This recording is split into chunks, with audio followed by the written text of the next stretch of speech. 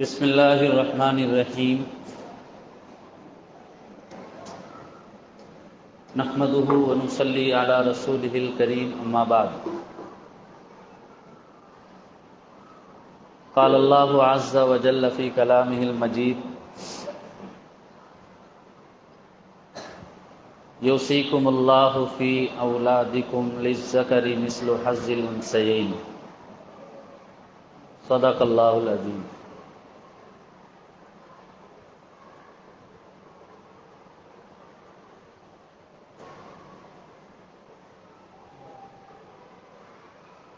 قابل احترام بزرگوں اور عزیز دوستوں، نماز جمعہ سے قبل مختلف عنوانات پر بیانات آپ سنتے رہتے ہیں۔ کبھی کوئی عنوان بہت آسان ہوتا ہے اور کوئی عنوان بہت مشکل ہوتا ہے۔ عام طریقے پر مقررین آسان عنوانات کا انتخاب کرتے ہیں۔ یوں بھی اصلاحی بات اور عبادات کے موضوع پر گفتگو کرنا کوئی مشکل کام نہیں، لیکن معاملات پر گفتگو کرنا، لین دین پر بات چیت کرنا، لوگوں کو حلال اور حرام کا فرق بتانا، یہ کوئی آسان کام بھی نہیں۔ بطور خاص ایسے موضوع پر گفتگو کرنا جب معاشرے کے بہت سارے افراد اس میں مبتلا ہوں اور یہ اندیشہ ہو کہ کہا جائے گا تو برا بھی لگ سکتا ہے، تو بہت سارے مقررین احتیاط علی خواہ محتاط بن جاتے ہیں، وہ ایسے موضوع پر بات ہی نہیں کرتے۔ جیسے مثال کے طور پر ایک سے زائد نکاح کے موضوع پر لوگ عورتوں کے مجمع میں بیان نہیں کرتے۔ ایسا مجمع جہاں پر خواتین بھی بیان سن رہی ہوں تو مقرر احتیاط کرتا ہے کہ وہ ایک سے زائد نکاح کے موضوع پر گفتگو نہ کرے، کیونکہ اسے یقین ہوتا ہے کہ اگر میں نے اس موضوع پر بات کی تو خواتین کی اجتماعی بد دعا کا میں حقدار بن جاؤں۔ ایسے ہی ایک موضوع ہے میراث کا، حصے ترکے کی شرعی تقسیم کا۔ یہ ایسا موضوع ہے کہ اس پر گفتگو کی جائے تو مردوں کی اجتماعی بد دعا مقرر کو پہنچتی،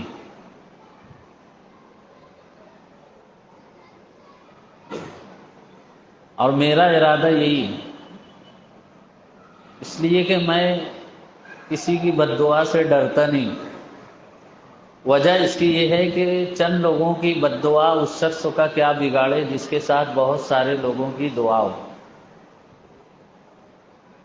اور مقرر کی ذمہ داری یہ ہے کہ جب وہ گفتگو کرے تو حق بات کہے، چاہے سامنے والے کو وقتی طور پر ناگوار کیوں نہ لگے۔ مقرر کی مثال آئینے کی طرح ہوتی ہے، اور آئینے کا کام کیا ہے؟ آئینہ ہوں دکھاؤں گا داغ چہرے کے، جسے برا لگے وہ سامنے سے ہٹ جائے۔ تو مقرر کا یہ فریضہ ہے کہ معاشرے میں اگر اسے کھلے عام کوئی گناہ ہوتا ہوا نظر آئے تو وہ اپنے خطاب میں اس گناہ پر نکیر کرے۔ یہ نہ ہو کہ معاشرے میں بہت سارے بڑے بڑے گناہ پائے جا رہے ہیں اور مقرر صاحب ذکر کے فضائل، صدقہ اور خیرات کے فضائل یہ بیان کر رہے ہیں۔ حالات کچھ ہیں، گفتگو کچھ ہو رہی ہے، جس کو کہتے ہیں پوچھی زمیں کی کہی آسماں کی۔ اس طرح کی تقریریں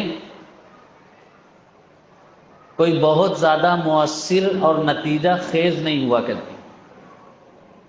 جمعہ سے قبل کیا جانے والا بیان واعظ و نصیحت ہے، اور نصیحت اسی بات کی جاتی ہے جس کی ضرورت ہو۔ ہمارا گروپ ہے گلشن خطابت، مقررین کا گروپ ہے، اس میں شہر مالیگاؤں کے، بیرون شہر کے، ملک بھر کے 500-700 مقررین ہیں۔ ہم ایک عنوان طے کر دیتے ہیں، سارے لوگ اسی پر بیان کرتے ہیں۔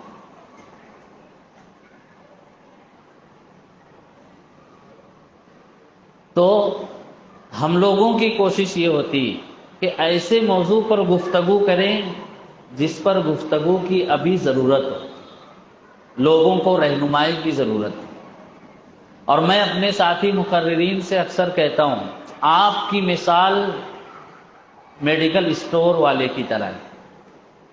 آپ کے پاس دواؤں کا خزانہ ہے، جیسے علم کا خزانہ ہے، لیکن آپ سامنے والے کو وہ دوا دو جو دوا پرچی پر وہ لکھوا کر لایا ہے۔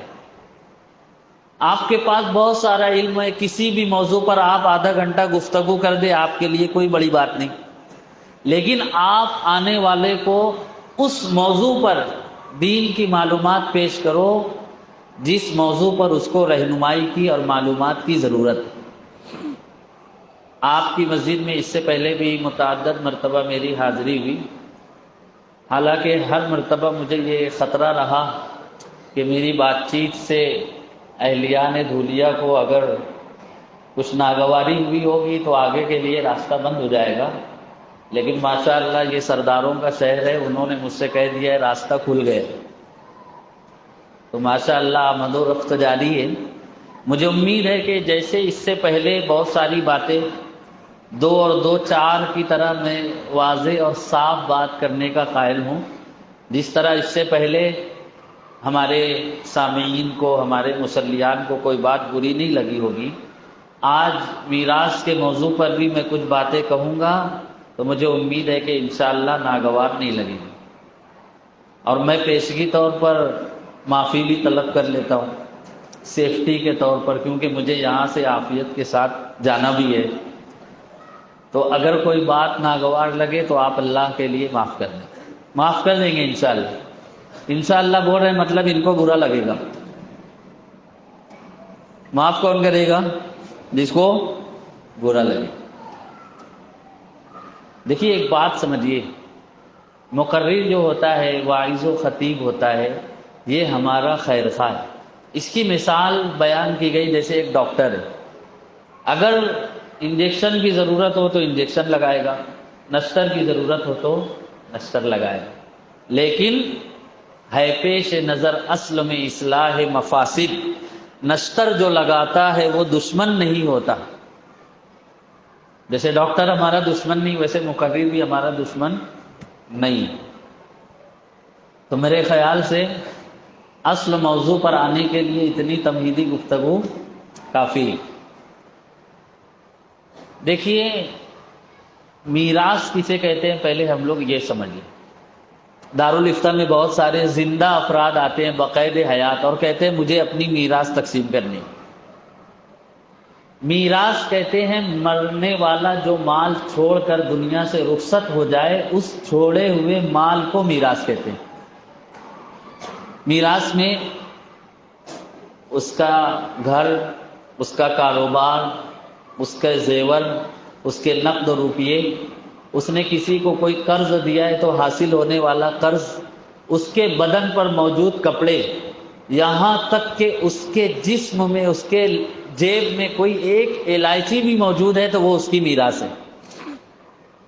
کوئی بھی وارث بغیر سارے وارثین کی رضامندی کے اس کے جیب میں سے وہ الائچی نکال کر کھا نہیں سکتا۔ جو کچھ مرنے والے کی ملکیت ہے وہ میراث ہے۔ اور ایک انسان موجود ہے، زندہ ہے، اور اس کی ملکیت میں بہت سارا مال ہے تو اس کو اس کی ذاتی جائیداد کہیں گے، پراپرٹی کہیں گے، ملکیت کہیں گے۔ کوئی شخص اپنی زندگی میں اپنا مال تقسیم کرنا چاہے تو کہا جائے گا کہ وہ اپنی ملکیت، اپنی جائیداد اپنی اولاد میں تقسیم کر رہا ہے، ہبہ کر رہا ہے۔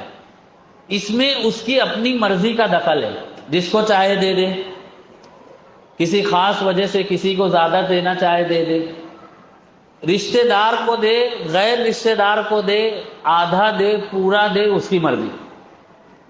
لیکن مرنے والا جب مر جاتا ہے تو اس کا چھوڑا ہوا مال ترکہ کہلاتا ہے۔ اس ترکے کی تقسیم میں نہ اس کی مرضی چلے گی، نہ وارثین کی مرضی چلے گی، اللہ کی مرضی چلے گی۔ اور اس کے لیے اللہ نے قرآن میں میراث کا پورا نظام بیان کیا، پورے اصول اور ضابطے بیان کیے، اور اتنی تفصیل کے ساتھ اللہ نے بیان فرمائے کہ نماز روزے کا ذکر اللہ نے اتنی تفصیل سے نہیں کیا۔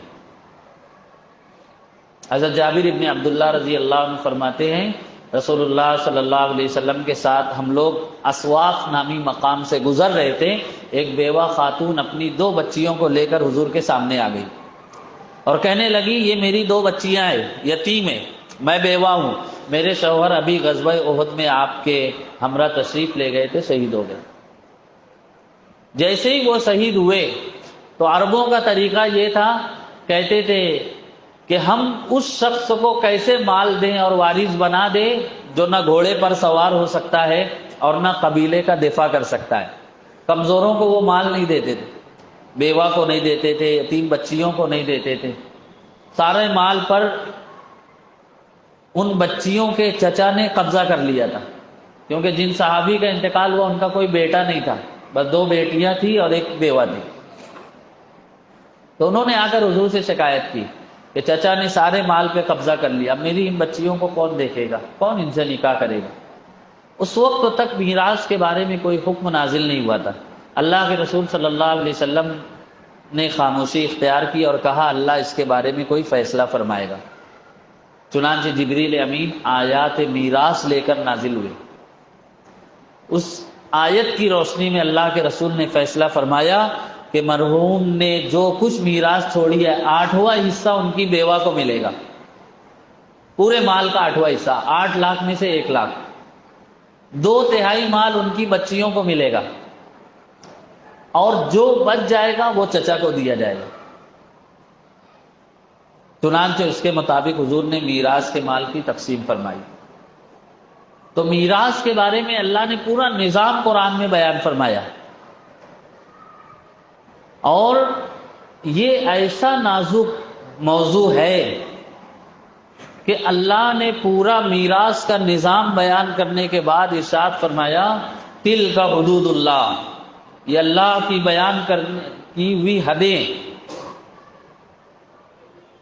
یہ ریڈ لائن ہے، یہ سرخ لکیر ہے، کوئی اس کو پار مت کرنا۔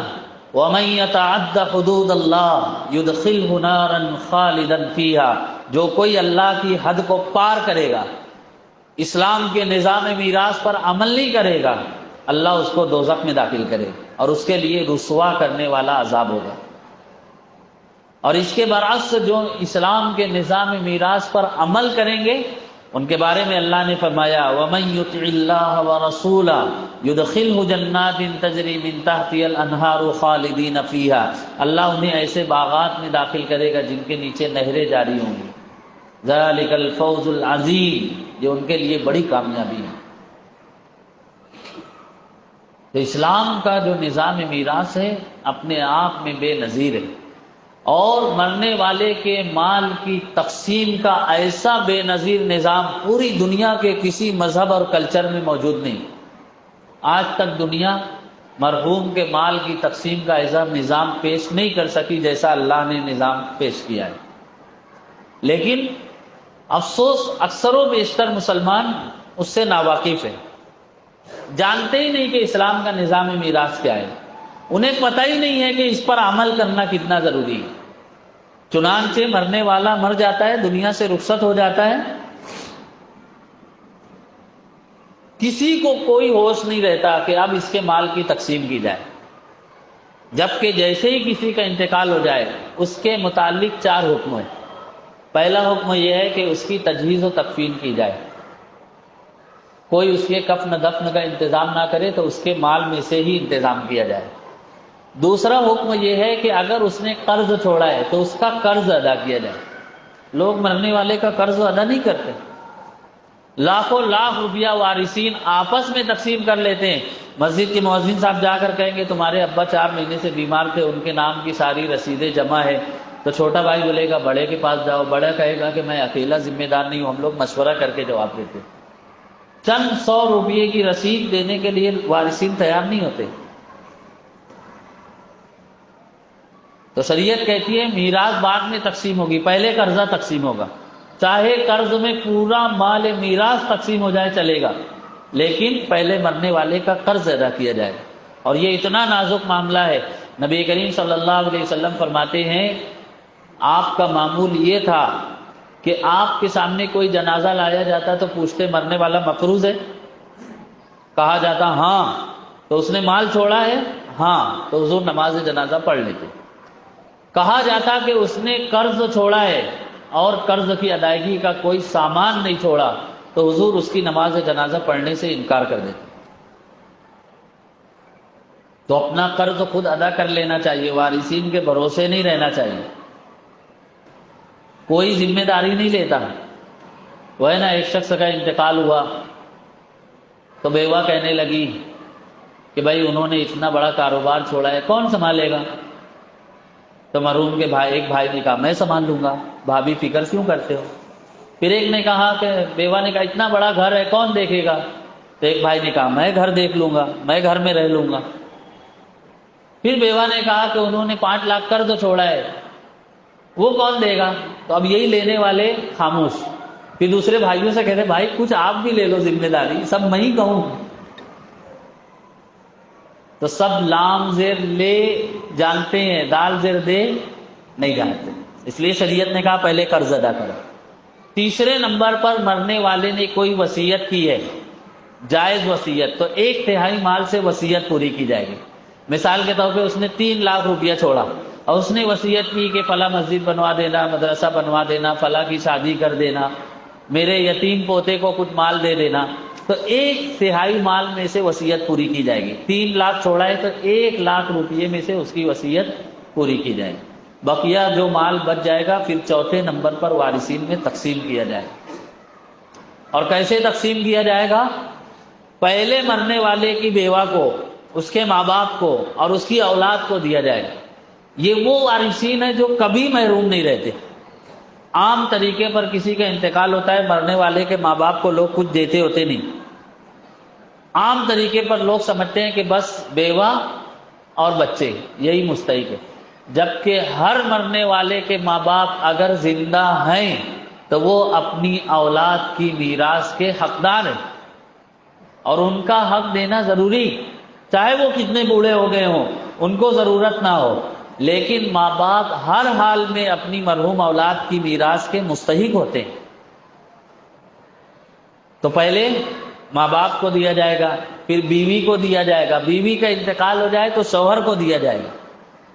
ہمارے معاشرے میں کیا ہوتا ہے، ایک نوجوان نے شادی کی، ابھی شادی ہوئی، کچھ عرصے میں انتقال ہو گیا، تو اس کی نوجوان بیوہ کو اس کے حصے میں سے کچھ دیتے نہیں۔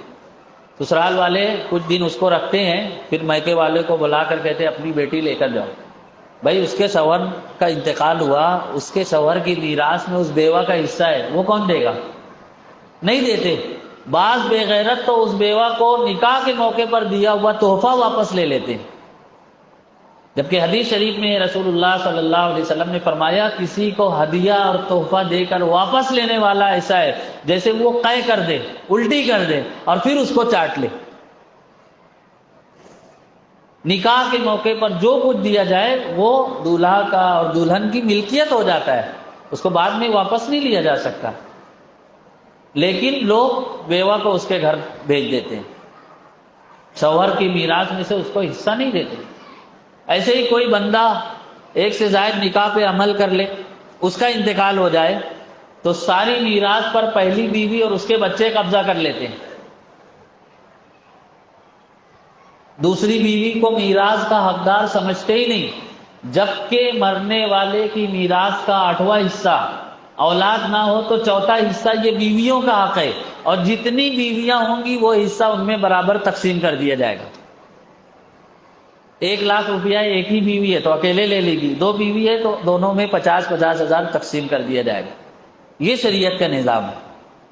ایسے ہی کوئی شخص بوڑھا ہو گیا، اس کی بیوی انتقال کر گئی، اب اس کو سہارے کی ضرورت ہے اور اس نے نکاح کر لیا، تو اولاً تو اولاد نکاح کرنے نہیں دیتی۔ بوڑھا باپ کہے کہ میرے لیے رشتے دیکھو تو اولاد بولتی یہ عمر میں رشتے نہیں فرشتے آتے، تم کا نکاح کے لیے جد و جہد کر رہے ہیں، جبکہ چاہے انسان بوڑھا ہو گیا ہو، نکاح کا متمنی ہو، اولاد کو رکاوٹ نہیں بننا چاہیے۔ اللہ کو بے نکاحی زندگی پسند نہیں ہے، کر دینا چاہیے نکاح۔ جو خدمت بیوی کرے گی وہ بیٹی بہن نہیں کرے گی۔ اب بڑے میاں نے کسی طرح جدوجہد کر کے نکاح کر لیا اور کچھ دن میں بڑے میاں بھی رخصت ہو گئے، تو وہ جو بڑی بھی نکاح کر کے آئی ہے، اولاد اس کو حصہ نہیں دیتی، جبکہ اس کا حصہ ہے مرحوم شوہر کی میراث میں۔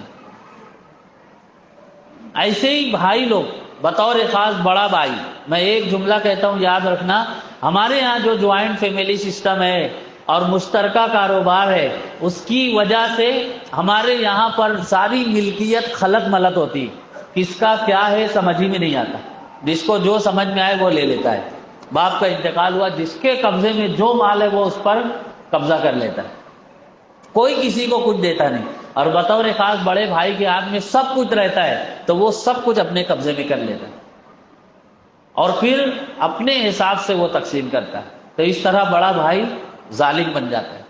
اور کبھی ایسا ہوتا ہے کہ بڑا بھائی رواداری میں ساری بھائی بہنوں کا زندگی بھر خیال رکھتا ہے، باپ کا ہاتھ بٹاتا ہے، اپنی زندگی کاروبار میں نکال دیتا ہے۔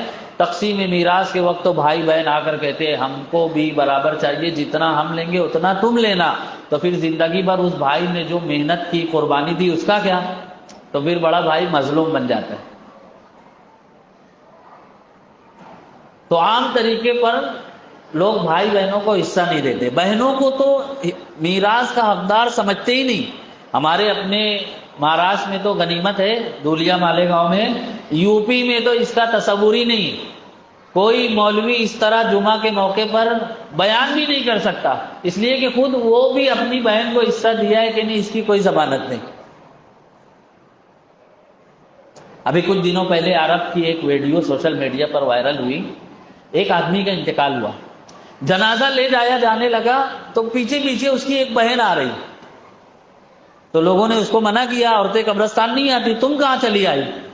لیکن وہ خاموش ہے، پیچھے آ رہی، منع کر رہے ہیں، آ رہی ہے۔ لوگوں نے سمجھا بھائی کے انتقال میں صدمہ ایسا لگا ہے کہ اس کا دماغ کام نہیں کر رہا ہے، بھائی اس کے حال پر چھوڑ دو، جنازہ لے کر چلو۔ جنازہ قبرستان پہنچا، وہ قبرستان تک آ گئی، نماز جنازہ پڑھی گئی، اس کی تدفین ہوئی، لوگوں نے دعا کے لیے جب ہاتھ اٹھائے کہ اللہ اس کی مغفرت کر دے، اس وقت اس بہن نے ہاتھ اٹھائے اور دعا کی بلند آواز سے، اے اللہ یہ مرنے والا میرا بھائی ہے، جس طرح مرتے دم تک میرے باپ کی میراث سے اس نے مجھے محروم رکھا، تو بھی قیامت تک اس کو اپنی رحمت سے محروم کرنا۔ سوچئے کیسا عبرت ناک منظر ہے۔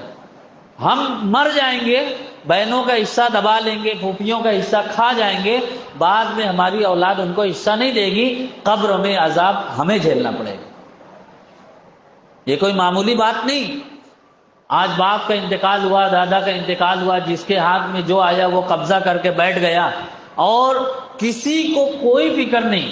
ہم لوگ دارالفتہ میں بیٹھتے ہیں، میں 10 سال سے دارالفتہ میں بیٹھ رہا ہوں، 10 لوگ بھی ابھی تک ایسے نہیں آئے جنہوں نے آ کر یہ کہا ہو کہ سارا مال میراث میرے قبضے میں ہے، مفتی صاحب مجھے یہ بتا دو میں کس کو کتنا دوں۔ 99% آنے والے پوچھتے ہیں میرا حصہ میرا بھائی مجھے نہیں دے رہا ہے، میری بہن مجھے نہیں دے رہی ہے، میرا فلاں رشتہ دار مجھے نہیں دے رہا ہے، آپ مجھے بتائیے مجھے کتنا ملے گا۔ لینے والے آتے، دینے والے نہیں آتے، جبکہ معاملہ کتنا نازک ہے۔ معرف القرآن میں مفتی شفیع رحمۃ اللہ علیہ نے ایک مسئلہ لکھا ہے، ایک واقعہ لکھا ہے کہ ایک شخص کے انتقال کا وقت تو قریب ہوا، اب اس موقع پر کیا کیا جاتا ہے؟ سورہ یاسین پڑھی جاتی۔ ایک اللہ والے بزرگوں کو بلایا گیا، حضرت آپ سورہ یاسین پڑھ دیجئے، دعا کر دیجئے، اس کی روح نکلنے میں آسانی ہے۔ انہوں نے آ کر دعا کی، تھوڑی دیر میں اس کی روح نکل گئی۔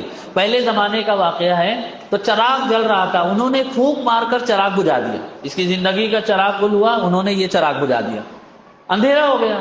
انہوں نے اپنے جیب سے پیسے نکالے، ایک چراغ منگوایا دکان پر سے اور پھر جلا دیا۔